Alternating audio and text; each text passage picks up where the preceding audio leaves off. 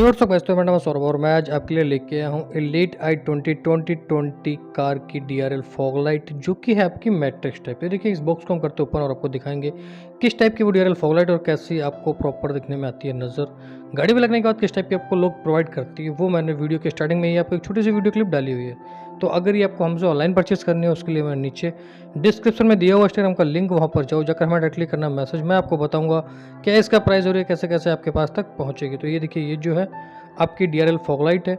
ये प्रॉपर आपकी गाड़ी में जब हेडलाइट के साथ कनेक्ट होती है तो आपको कुछ वाइट कलर का जो D.R.L लुक होता है वो आपको प्रोवाइड करती है। एक बार मैं इनको वायरिंग के साथ ऐड करके आपको दिखा देता हूँ कि ये प्रॉपर आपको कुछ इस टाइप का लुक प्रोवाइड करेगी। और जैसे ही हम इसके इंडिकेटर ऑन करते हैं तो वीडियो में भी मैंने आपको दिखाया हुआ कि आपको प्रॉपर किस टाइप का लुक प्रोवाइड करती है। इसके पीछे हमने दिया होता है 3M का टेप। ये टेपिंग की मदद से ही आपकी गाड़ी में प्रॉपर इंस्टॉल होती है। इंस्टॉलेशन वीडियो मैंने पहले ही बना के इस चैनल पर डाली हुई है।